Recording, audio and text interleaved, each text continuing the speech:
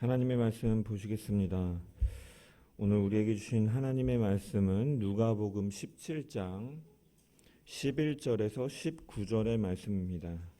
누가복음 17장 11절에서 19절의 말씀입니다.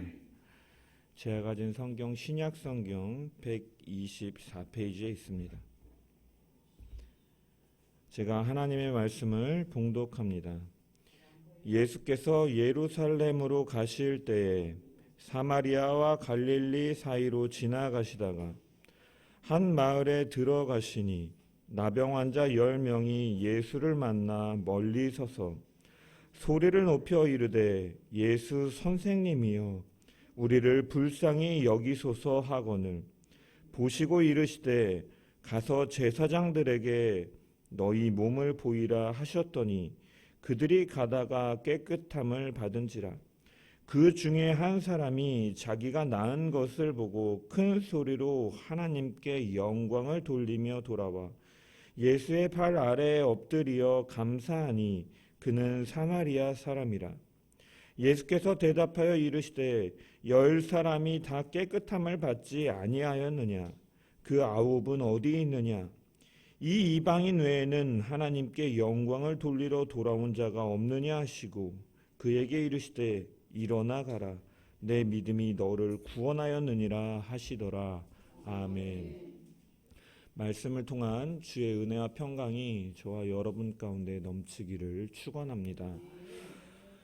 누가복음 9장 51절에 보면 예수께서 승천하실 기약이 차감해 예루살렘을 향하여 올라가기로 굳게 결심하시고 라고 시작하면서 이제 9장 51절부터 19장 21절까지는 예수님께서 이제 예루살렘에 입성하시기 전까지 한 6개월에서 1년 정도의 시간 동안 이제 유대 및 베레아 지역을 사역하시는 내용을 담고 있습니다.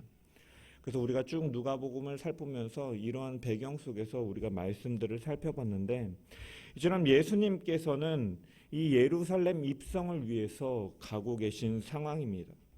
오늘 본문 11절에도 보면은 누가는 이렇게 기록합니다. 예수께서 예루살렘으로 가실 때에 사마리아와 갈릴리 사이로 지나가시다가 누가는 예수님께서 예루살렘을 향하여 가실 때라고 9장 51절에 그리고 누가복음 13장에 그리고 오늘 본문 11절에 이렇게 반복해서 언급하고 있습니다. 이것은 예수님의 이 사역의 최종 목적이 예루살렘이었음을 잊지 말게끔 계속해서 드러내고 있는 것입니다.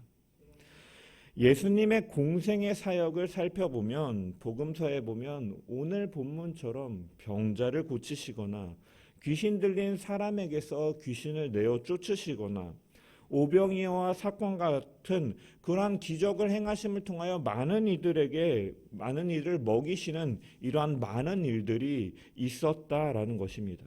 하지만 잊지 말아야 될 궁극적인 예수님의 사역의 목적은 무엇이냐? 바로 예루살렘이었다라는 것이죠.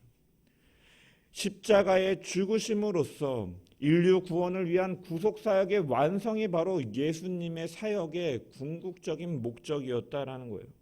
따라서 누가는 이 구속사역을 완성할 장소인 이 예루살렘을 향해 주님께서 늘 시선을 두고 고정시키시고 그 사역을 행하셨다라고 반복하여 강조하고 있는 것입니다.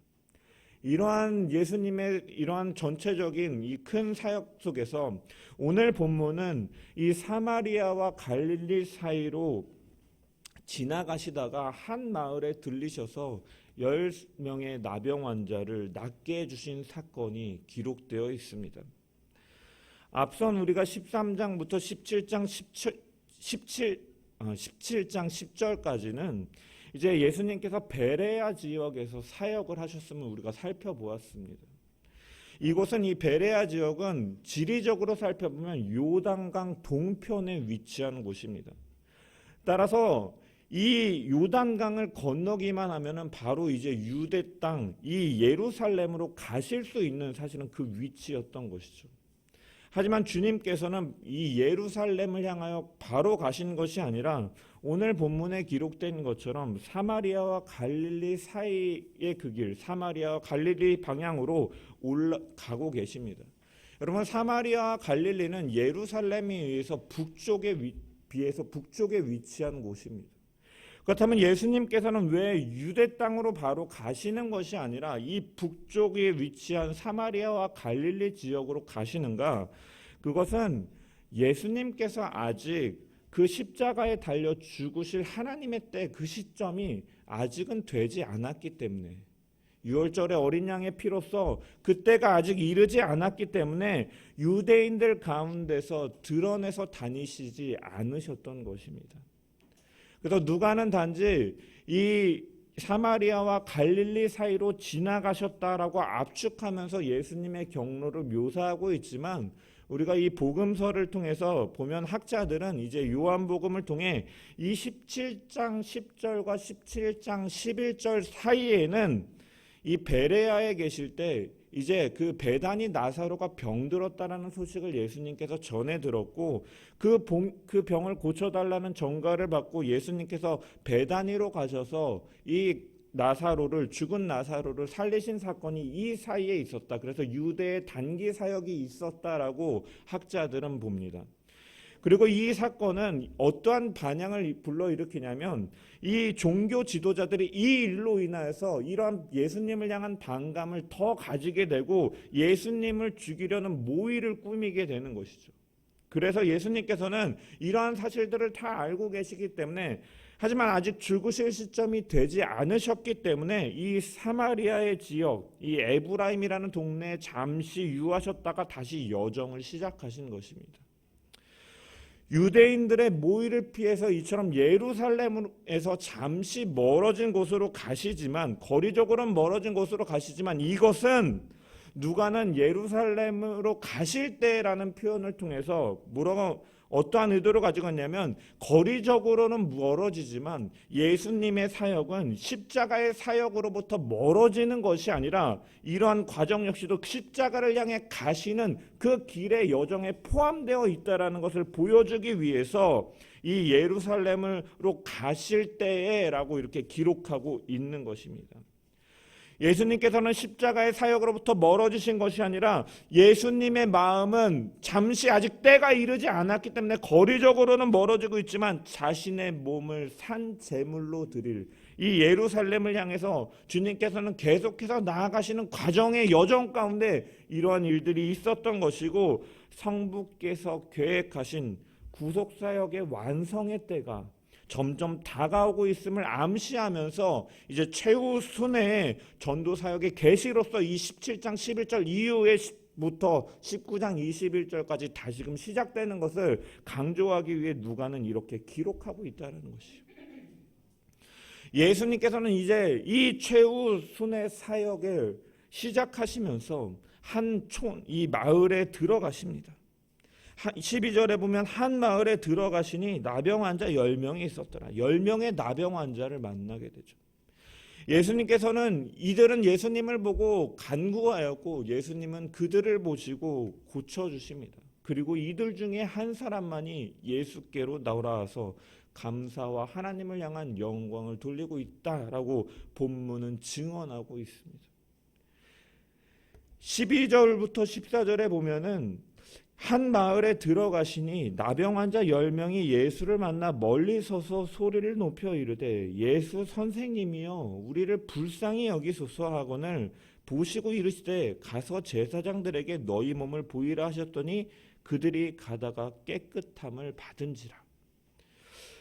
여기 등장하는 이 나병 환자들은 이 구약 시대 때부터 이 레위기에 명령하고 있는 율법에 의해서 다른 사람들과 격리된 곳에서 거주할 수밖에 없었습니다. 공동체 안에 있지 못하고 이 다른 곳에 거주할 수밖에 없었습니다. 그래서 마을 외곽 지역에 이들은 거주하면서 오며 가는 사람들에게 동냥하면서 생명을 연명하는 처지였습니다. 우리가 보통 질병에 걸리면 가족들의 그 사랑과 섬김의 손길을 통해 돌봄을 받는데, 이들은 나병 환자들은 가족뿐만이 아니라 공동체로부터 철저하게 이러한 이 격리된 삶을 살았기 때문에 그 당시에 있어서 나병이라는 질병은요, 그 사람들에게 있어서 굉장히 저주받은 것처럼 여겨지는 그러한 질병이었다라는 것입니다. 그런 이들이 어떻게 예수님을 만났는가? 이들은 마을 외곽 지역에 동냥하면서 이제 오며 가며 사람들을 통해 들었기 때문에 예수님에 대한 명성은 알고 있었습니다. 그런데 예수님께서 이 종교 지도자들의 이런 그 의도 속에서 아직 때가 이르지 않음을 통하여 그 북쪽을 향해 가시니까 이 사마리아와 갈릴리 사이에 이 접경지대로 올라가시니까 이 외곽에 있던 사람들을 만나게 된 것이죠. 이들은 그래서 예수님을 만날 수 있었던 것입니다.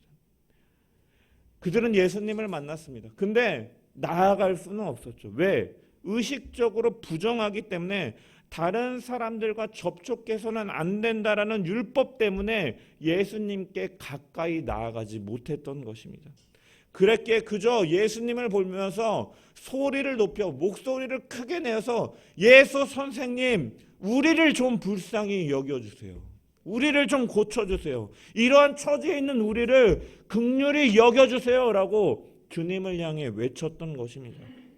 얼마나 주님께 나아가고 싶었겠습니까? 주님의 명성은 귀신 들린 자를 고치시고 죽은 자를 다시 살리시고 많은 질병에 걸린 자들을 고치셨는데 그 주님 앞에 자신들은 율법으로 인하여 부정한 자로 여겨졌기 때문에 나아가지 못하는 이러한 상황, 그렇기에 그저 안타까운 심정으로 목소리를 높여 예수님께 부르짖었던 것입니다. 우리는 이들의 모습 속에서 사실은 우리의 모습을 발견할 수가 있는 것입니다. 여러분, 율법은 우리에게 무엇을 알려줍니까? 우리 모두가 죄인임을 알려줍니다. 그 어떠한 자도 예외 없이 하나님, 공의의 하나님, 그 의로우신 하나님, 선하신 하나님 앞에 설 수 없음을 보여주는 것입니다. 죄로 인하여 하나님과 원수된 자리에 서면서 하나님과의 관계가 단절되었음을 보여주는 것이 바로 율법이죠. 그러한 간절된 이 관계 속에서의 인간의 처지는 어떻습니까? 우리의 창조주가 되시며 우리가 그분 안에 거할 때 진정한 만족과 위로와 안식과 평안을 누릴 수가 있고 영원한 생명의 근원이시기 때문에 우리 역시도 그 안에서 생명을 누릴 수 있는 존재로 창조를 받았는데 죄로 인하여 단절되고 격리될 수밖에 없는 그러한 처지가 되었기 때문에 우리는 채워지지 않는 끝없는 그 결핍으로 인하여 다른 것들로 간구하고 욕망에 빠져 살아가는 것이, 정욕에 빠져 살아가는 것이 우리 인생의 모습이다라는 거죠.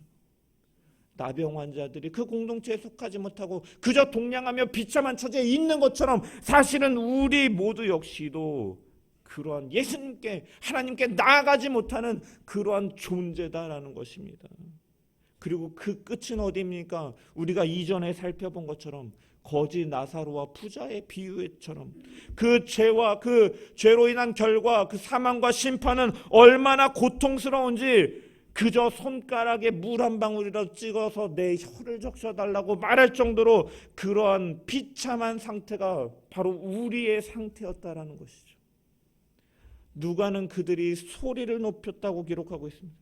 여러분, 소리를 높였다라는 것은요, 그들은 불행한 현실에서 벗어나기 위해서 주어진 여건 속에서 최선을 다해 주님을 향해 간구하였다라는 것이고 예수님께 간절한 마음으로 은혜를 삼하며 나아갔다라는 의미를 담고 있는 것입니다.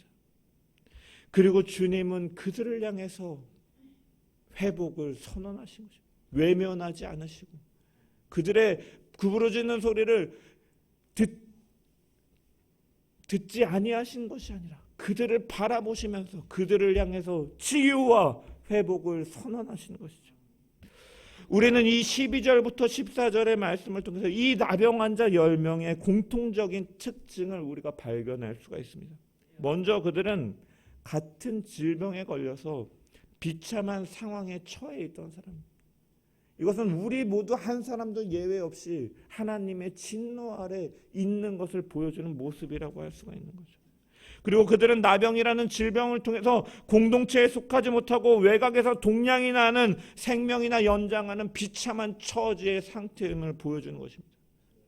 그리고 그들은 또한 어떠한 특징이 있었습니까? 그들은 모두 하나님의 말씀, 율법에 대한 지식은 있었던 사람들입니다. 나병 환자들은 일반인들과 언제나 일정한 거리를 두고 떨어져 있어야 한다라는 사실을 알고 있었고, 그들이 다시 그 공동체 속에 들어가기 위해서는 제사장에게 자신의 몸을 보여서 이제 확인을 받을 때 들어갈 수 있었다라는 것을 알고 있었습니다. 율법을 알고 있는 사람이었다라는 것이에요. 그래서 예수님께서 지나가실 때 그들은 가까이 나아가지 않고 소리를 높여서 외치기만 했던 것이고, 그들은 나병 환자가 질병의 나음을 받고 공동체로 다시 돌아가기 위해서는 제사장으로부터 확인을 받아야 된다는 사실을 알고 있었기 때문에 예수님께서 가서 제사장들에게 너희의 몸을 보이라라고 말씀하셨을 때 왜요? 왜 제가 가야 되나요? 라고 묻는 것이 아니라 제사장을 찾아서 즉시 떠나갔던 것입니다. 세 번째로 또한 이들에게는 어떠한 공통점이 있었습니까? 예수님의 권세에 대한 믿음이 있었던 자들이에요. 여러분, 이들은 예수님을 향해서 예수 선생님이여 라고 부르고 있습니다. 여기서 이들이 부르고 있는 선생님이라고 번역된 단어는 에피스타타라는 헬라어인데, 이것이 언제 쓰여지냐면 예수님의 제자들이 자신의 스승인 예수님을 부를 때 사용되어지는 단어입니다. 즉, 이것은 예수님을 단순히 이 가르치는 선생님으로서만 부르고 있는 것이 아니라 하나님으로부터 부여받은 그 특별한 신적 권위를 가지고 계신 분으로 그러한 권위를 인정하는 데 사용되어지는 용어다라는 것이에요. 그리고 이들은 주님을 향해 부르면서 그들이 주님을 향해 뭐라고 말했습니까? 우리를 불쌍히 여기소서라고 말했습니다. 여기서 불쌍히 여겨달라는 동사, 이 헬라어 원형을 보면 엘레에오라는 단어인데, 이 동사는 언제 사용되냐면 인간의 비참한 현실에 하나님의 자비가 부여되기를 소망할 때 사용되어지는 단어예요. 로마서 같은 때, 로마서 8장과 같은 경우에 그러한 의미로 사용되어지는 단어입니다. 즉, 이들은 인간의 힘으로는 고칠 수 없는 불치병인 나병까지도 예수님께서 낫게 하실 수 있다는 믿음의 고백을 가진 자들이었다라는 거예요. 그래서 예수님께서 그들이 주님 우리를 불쌍히 여기소서 할 때 예수님께서 너희의 병이 나았다라고 말씀하시거나 아니면 너희들의 병을 고쳐주겠다라고 약속을 하시지도 않고 제사장에게 가서 너희의 몸을 보여라고 말씀하셨을 때 의아해하거나 의문을 갖거나 주님 먼저 우리를 치료해 주셔야지 제사장을 가지 않겠습니까? 라고 반문하는 것이 아니라 즉시 제사장을 향해 가고 있는 모습을 보이고 있는 것이죠. 왜? 믿음을 가지고 있었기 때문에, 예수님에 대한 믿음, 나의 이 질병을 고쳐주실 것이다라는 믿음을 이들은 가지고 있었기 때문에 이렇게 행동한 것입니다. 이런 그들에게 예수님께서는 14절에 말씀하시죠. 보시고 이르시되 가서 제사장들에게 너희의 몸을 보이라 하셨더니 그들이 가다가 깨끗함을 받은지라. 예수님은 그 당시에 소외받고 부정한 자로 여기시고 억압받고 사람들로부터 차별받고 격리된 존재인 이 나병 환자들을 외면하신 것이 아니라 즉각적으로 반응하고 계십니다. 그들의 부르짖음에 반응하고 계십니다. 여러분, 이것은 주님이 얼마나 자비가 많으신 분인가를 보여주는 것이죠. 저 멀리서 외치는 소리, 피곤한데 지금 내 위협 속에서 내 생명이 지금 아직 때가 이르지 않았는데 그 자리에 빨리 피해서 가야 되는데 저들과 지금 엮일 시간이 없는데 라고 그들을 외면하시는 것이 아니라 주님은 그들을 바라보시면서 치유를 선포하셨다라는 거예요.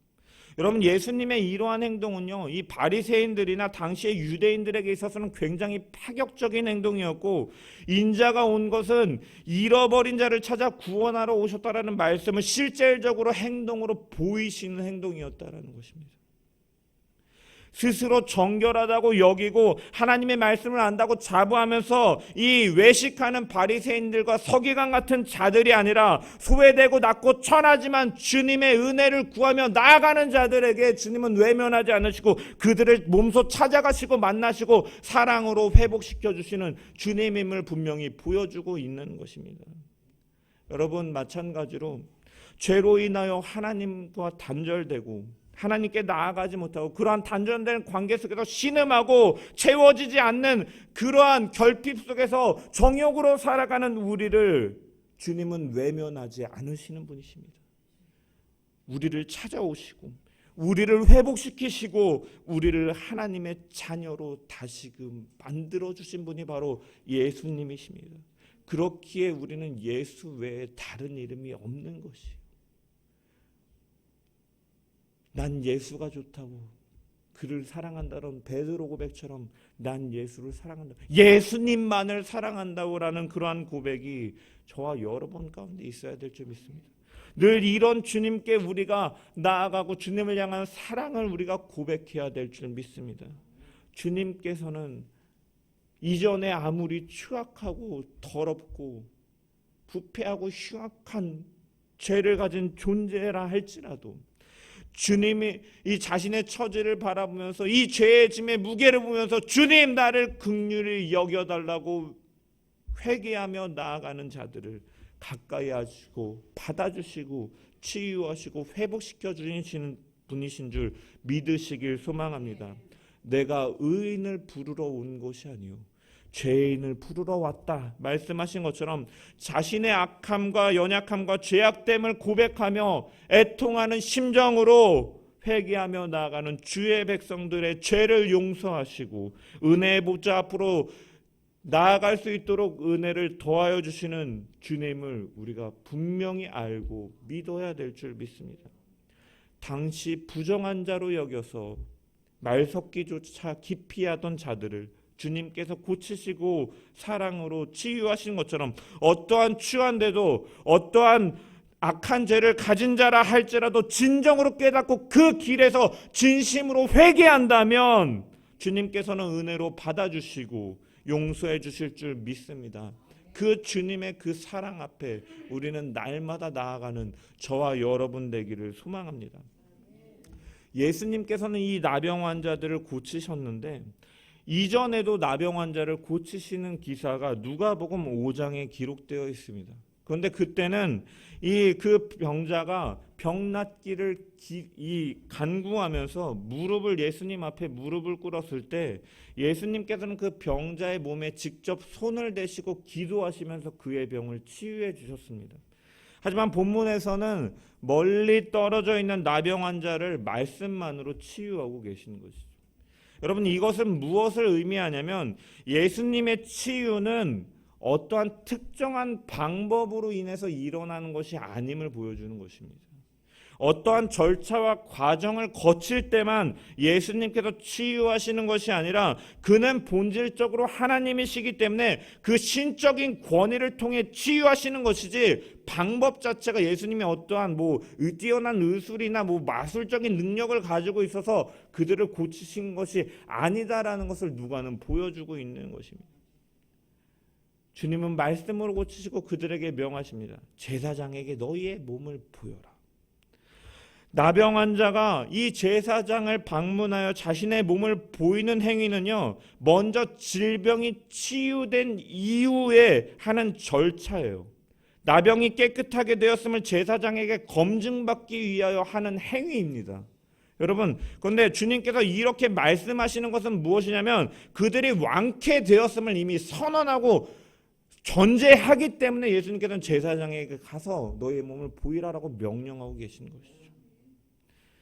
여러분, 주님의 말씀을 들은 나병 환자들은요, 아직 주님은 선언하셨지만 이 쾌유되지 않은 상태로 제사장들을 향해 발걸음을 옮기고 있는 것입니다. 왜냐? 14절 하반부에 보면은 그들이 가다가 깨끗함을 받은지라라고 기록되어 있거든요. 예수님이 말씀하신 그 순간 깨끗하게 바로 나았기 때문에 그들이 그것을 보고 간 것이 아니라 주님의 말씀을 듣고 그들이 가는 중에 그들이 깨끗함을 받았다라고 성경은 말하고 있어요. 여러분 사실은 우리가 이 장면은요 굉장히 어떻게 보면 쉽게 받아들이지만 이들에게 있어서 쉬운 장면은 아니었습니다. 여러분 만약에 가는 도중에 예수님의 말씀처럼 그들의 병이 낫지 않았다면요 그들은 어떠한 일을 당하게 될까요?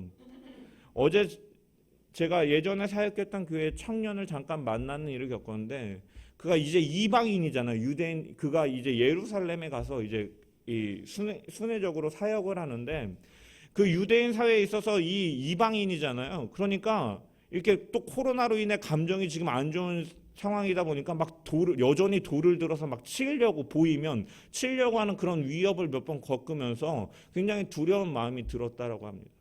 생명의 위협을 느끼는 거죠. 근데 여러분 이 나병 환자들도 사실은 마찬가지거든요. 이 일반인들에게 이 낫지 않은 상태로 돌아다니다가 일반인들을 마주하게 되면요 그들은 생명을 위협받을 수 있는 상황이에요. 길에 돌아다니다가 사람을 접하면 돌에 맞을 수 있는 상황이고 제사장에게 아직 나병이 낫지 않은 상태로 제사장에게 들이대다가 어떻게 하나님의 이 종에게 이러한 이 부정한 것을 갖고 오느냐라고 말하면서 생명 이 죽임을 당할 수 있는 이러한 상황이었다라는 거예요. 여러분 하지만 이들은 단지 주님의 말씀을 굳게 믿고 순종하며 나아갔던 것입니다. 여러분 그런데 우리의 믿음도 마찬가지다라는 거예요. 여러분 믿을 수 있는 것만 믿고 눈에 보이는 것만을 믿고 내가 이해되는 것만을 믿는 것은요 믿지 않는 자들도 할 수 있는 일이에요. 하지만 때로는 그 일이 우리의 사고를 뛰어넘을 때가 있다는 거예요. 우리의 판단을 뛰어넘을 때가 있다는, 우리의 이성을 뛰어넘을 때가 있고 눈에 보이는 것을 뛰어넘을 때가 있다라는 것입니다. 정말 이루어질까? 하나님께서 왜 이렇게 말씀하시죠? 우리가 보기에는 미련하고 어리석은 것 같이 보일지라도 때로는 하나님의 말씀이 그것을 요구하실 때가 있다라는 것입니다.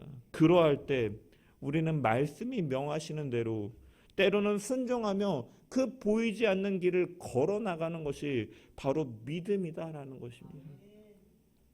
여러분 우리의 믿음은요 사실은 보이지 않는 것을 믿는 믿음이에요. 여러분 천국과 지옥을 보신 분이 계십니까? 죽었다가 다시 돌아와서 뭐 그걸 말하는 사람들이 있습니까? 여러분 저는 사실 그러한 간증은 별로 믿지 않아요. 이런 죽음을 천국을 보고 온 소년의 간증이 나중에 알고 보니 그게 다 지어낸 거짓말이라고 이렇게 막 밝혀지는 이러한 것들을 통해서 사실은 사람의 간증들은요 저는 크게 그가 이제 하나님의 그 일하심을 나타내는 속에서 고백하는 것들에 대해서 어느 정도 인정을 하지만 저는 크게 신뢰는 두지 않습니다. 그렇지만 분명하게 제가 신뢰하는 것은 하나님의 말씀을 신뢰하는 거예요. 근데 이 하나님의 말씀이 천국과 지옥이 있다라고 분명히 선언한다라는 거죠.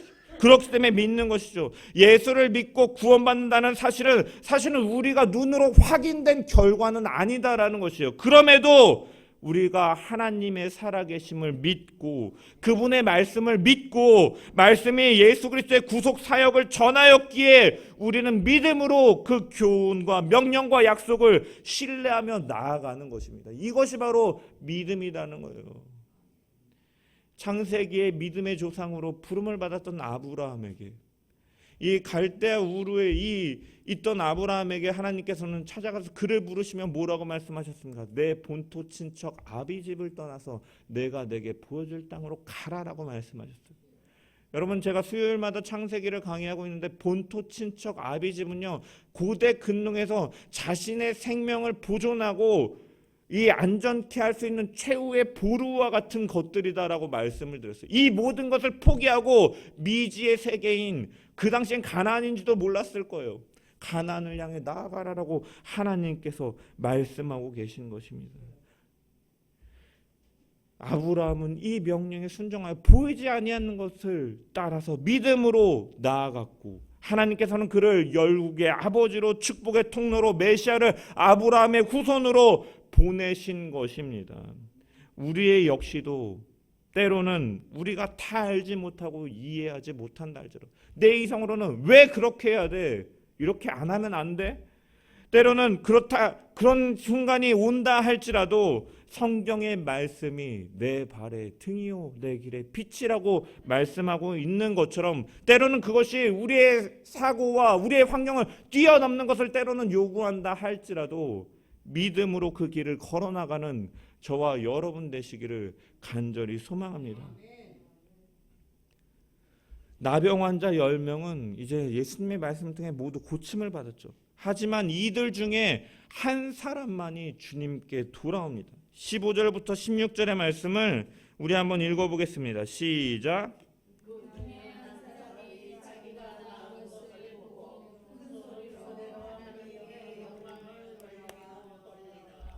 예수의 발 아래 엎드려 감사하니 사마리아 사람이라. 아멘.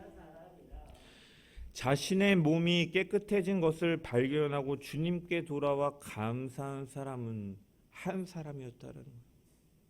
그리고 충격적이게 유대인, 이 이야기를 듣는 유대인들은 충격적이게도 그 사람이 누구냐? 그들이 이방인과 같이 여기는, 개만도 못한 존재로 여기는 사마리아 사람이었다는 거예요. 여러분, 그렇다면 우리는 먼저 의문을 제기해 볼 수 있는 게, 그럼 다른 9명은 고침을 받지 못하였기 때문에 돌아오지 아니한 것인가?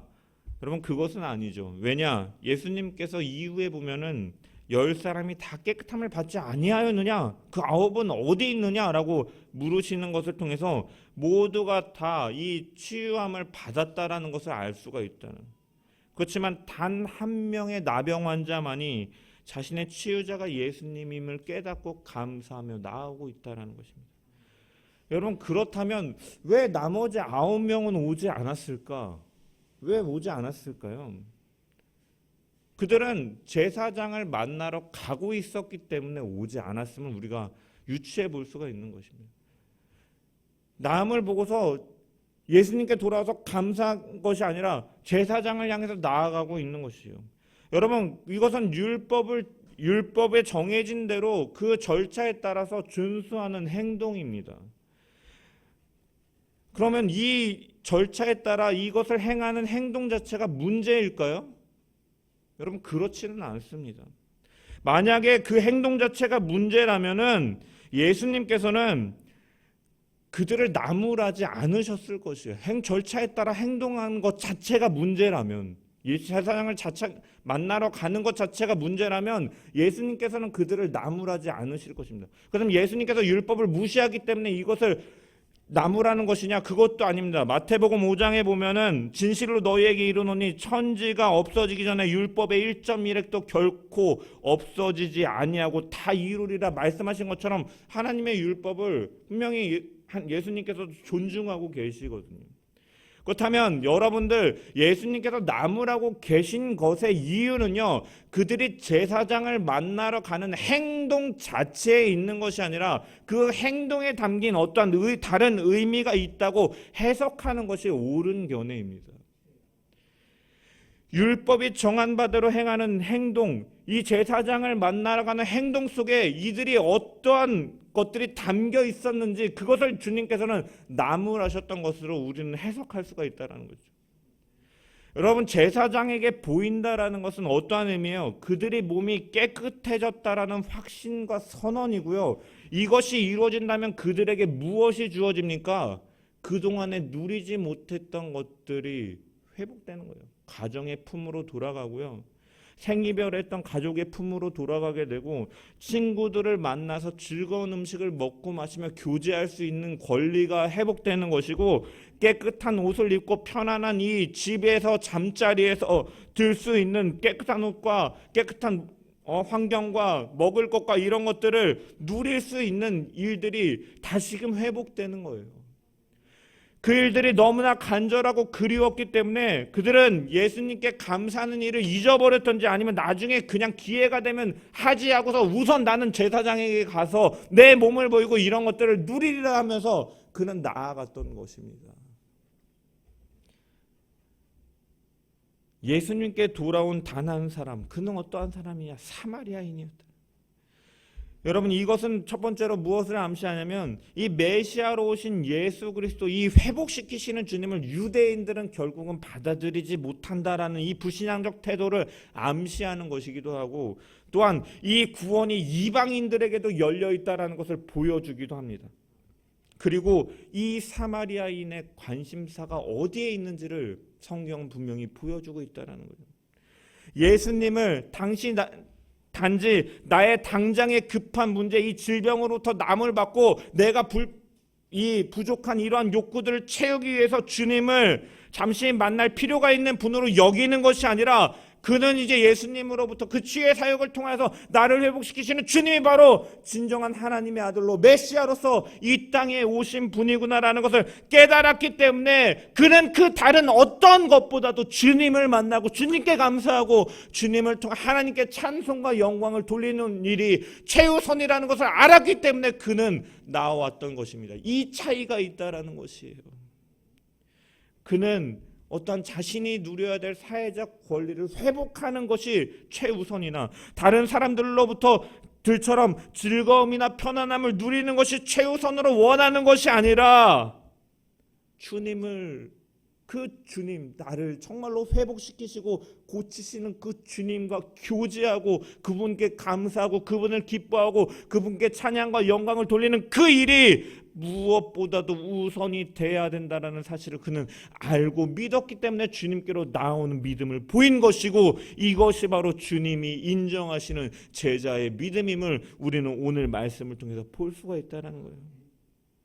나를 깨끗하게 해주신 분, 나의 삶을 변화시키신 그 주님께 감사하고 그분을 떠나지 않고 그와 함께하는 것이 나의 삶의 무엇보다도 중요한 것으로 여기는 그 믿음을 주님께서는 좋게 보시고 그를 인정하시고 너의 믿음이 너를 구원하였다라고 말씀하고 계신 것입니다. 여러분, 그는 큰 소리로 하나님께 영광을 돌렸다라고 기록되어 있습니다. 즉 사람들 앞에서 이 주님의 은혜와 능력을 증언하고 하나님께 영광 돌리는 일을 그가 우선적으로 하였다라는 거예요.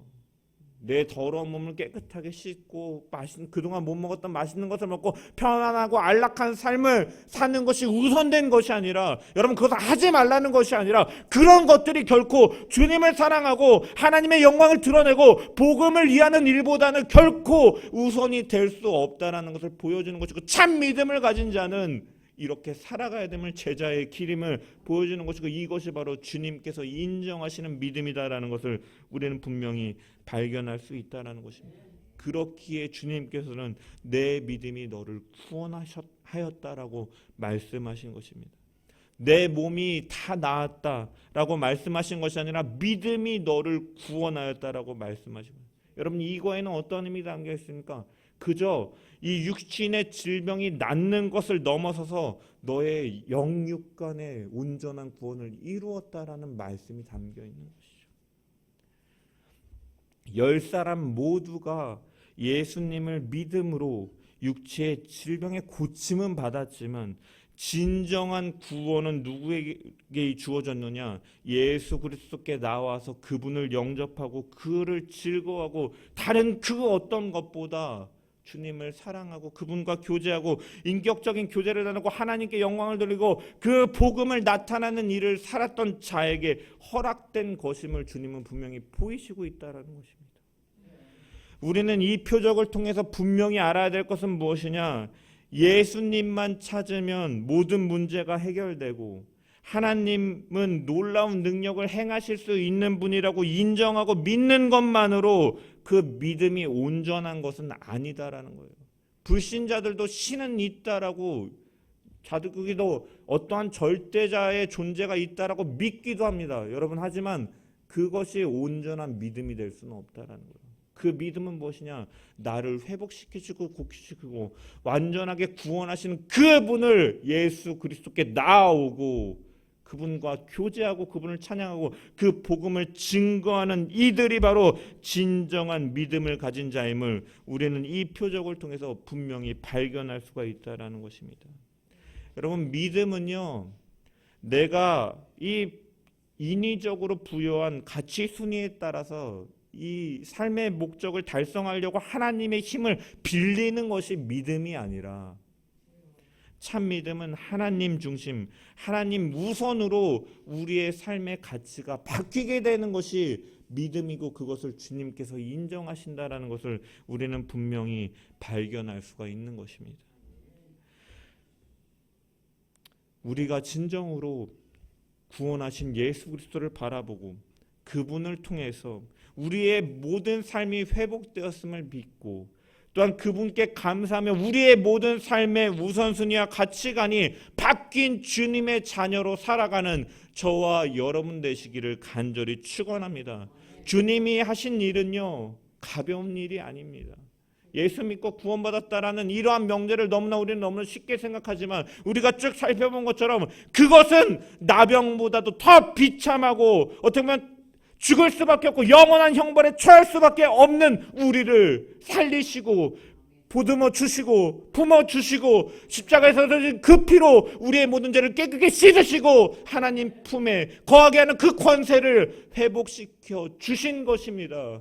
그렇게 이 주님을 진정으로 믿는다라는 것은 다른 세상의 어떠한 즐거움이나 우리에게 이 땅에서의 만족을 주는 것들을 쫓아서 살아가면서 주님과 곁눈질하며 양다리를 걸치며 사는 것이 아니라 무엇보다도 그 주님을 사랑하고 그 주님과 교제하며 그 하나님의 영광을 이 땅 가운데 선포하며 복음을 위하여 증거하며 살아가는 것이 바로 진정한 믿음을 가진 자요 주님께서 인정하는 믿음의 소유자임을 기억하면서 우리 모두가 그런 믿음의 길을 걸어나가는 저와 여러분 되시길 간절히 주님의 이름으로 축원합니다.